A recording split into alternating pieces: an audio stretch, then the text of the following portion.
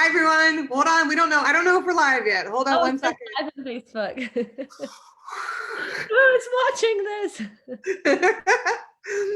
Well, as I said before, we are not the AV team. We are not the IT department. So it looks like we are live and ready to go. So again, my name is Chris Mary, and I am the manager of the Howard Hanna Lakewood office. In between our virtual tours today, we've been talking with some agents about the experiences that they have been having over these past few weeks. So we're going to talk right now with Haley Turner. Haley is one of the top agents in our office. She is a National Sales Excellence Award winner, meaning that she ranked within the 3% of top agents in the country. She's supposed to be going to Aruba in the next couple of weeks as a Hannah Travel Award winner. But we'll get to that. We'll have that vacation a little bit later to reward you for all of your hard work. Thank you, Haley, so much for joining us. Why don't you introduce us to your dog?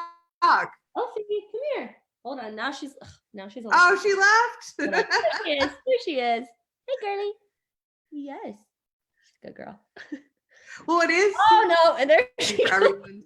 I appreciate you giving us your time. I wanted to talk to you specifically because you've had some really interesting activity in your business recently.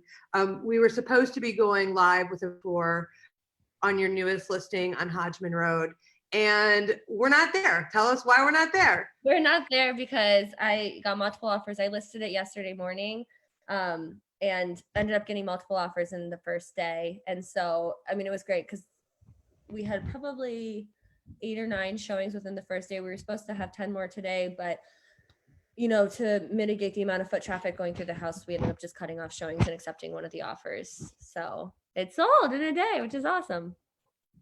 That's great news for your client. Yeah. So tell us about, it was only on the market publicly for about less than 24 hours. Oh, it was on the market for 12 hours. 12 hours. Yeah. And so we have a little bit of time before it hits the market, maybe the day before, where we get to start talking about it and letting agents at all brokerages know that this listing is coming. Tell me about the activity that you did before it went live in the MLS to really get the word out there and to build some urgency for the property. Well, we did a virtual tour on Facebook, and then we also, I'm saying we, it's me. And then I also posted on Instagram, and actually 2 of the offers I ended up getting were from agents who reached out to me the day prior to the listing going active on Instagram, which was pretty cool that it worked. I mean, this was a unique listing in that there was really no inventory in that neighborhood. It was priced appropriately. It was clean. It was cute. So it's not like it was a hard sell.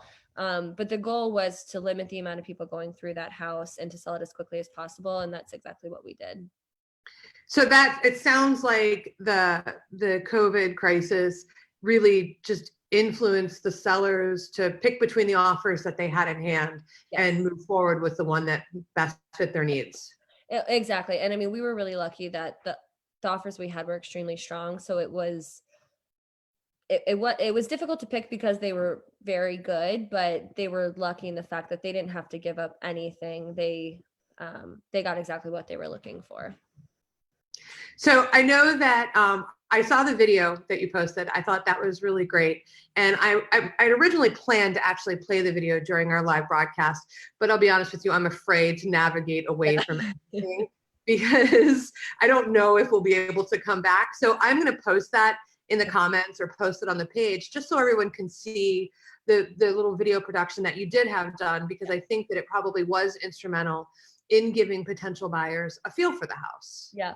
Well, I didn't even have the pictures loaded in the MLS. So I was kind of just shooting that over to people, like, here's the virtual tour. And that ended up working out well because then they could actually get a better idea of what the property looked like before even walking through it. I mean, at least 2 of those people who reached out to me, they came ready to write an offer that day. Mm-hmm.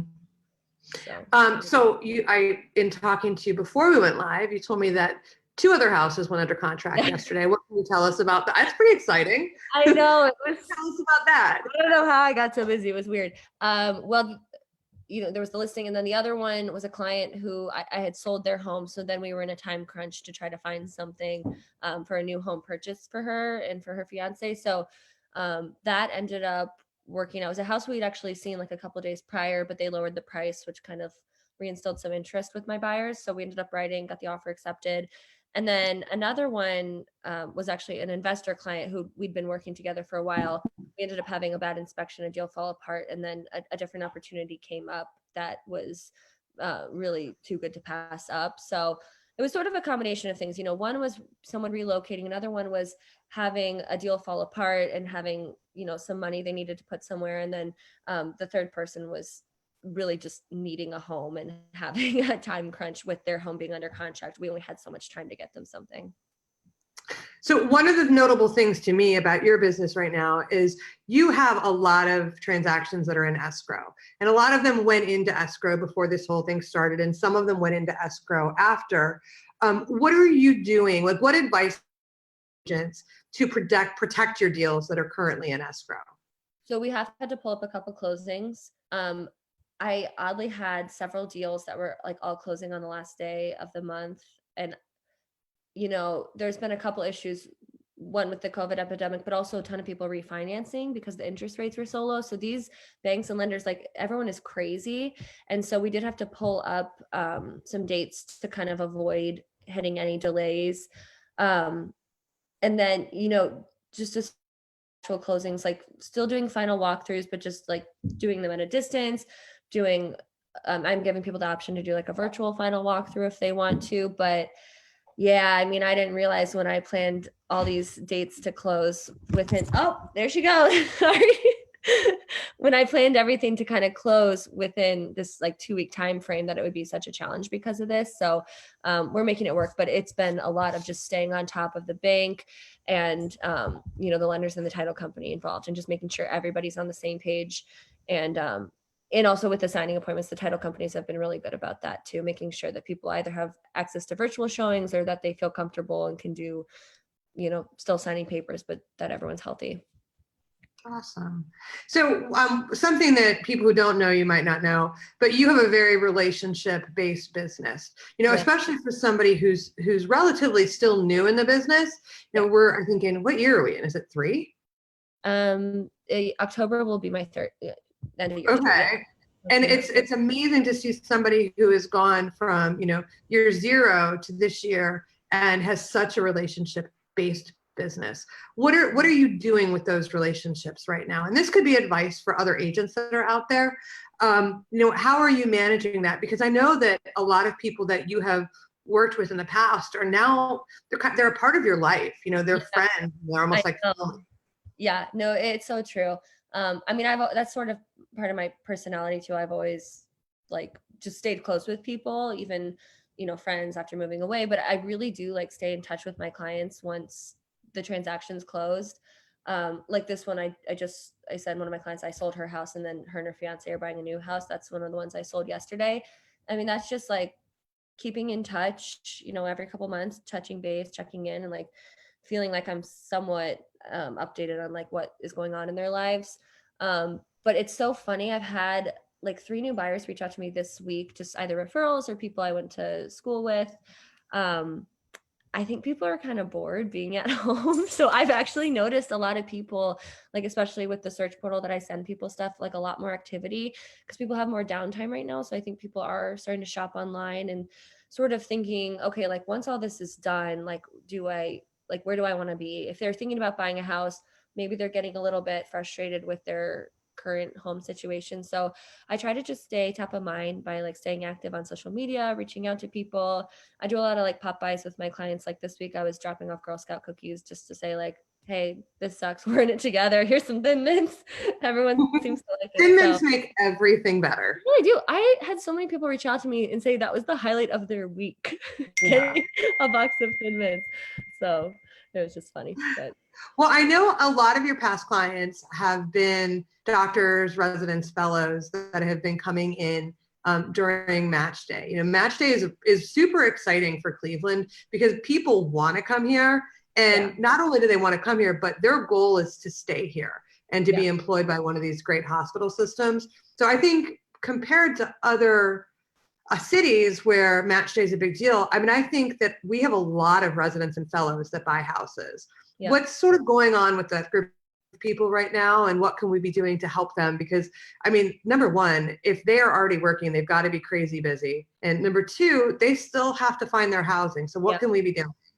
Well, it's funny. So because my boyfriend's a resident at the clinic, we've been talking about this a lot, and we had an interesting conversation the other day about it. He was saying he felt like he had no idea what he was doing, and he would watch a lot of like online videos and webinars about buying. So that's something I do want to put together like within the next couple of weeks when I have time, is do like a webinar for people who have the option to do like a physician's loan, because that's a really great program to be able to do 0% down and buy a home, and even to have the option to have your closing costs paid for. I mean, I was just talking to someone yesterday, like you can literally buy a house and bring very minimal dollars to the table, which is pretty cool.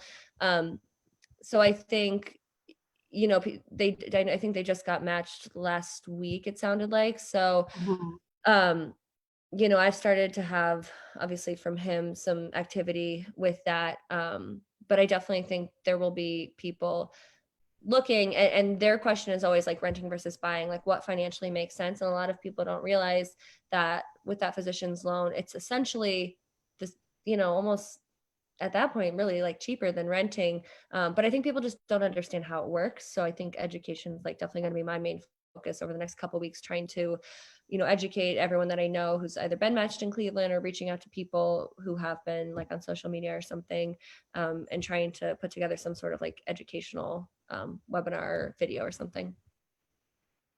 All right, we're going to finish up with what is the thing that you are doing right now to stay sane? I mean, you're obviously still very busy with work, you know, Yeah. but there's work and there's home. So what are you doing in between those things to stay sane?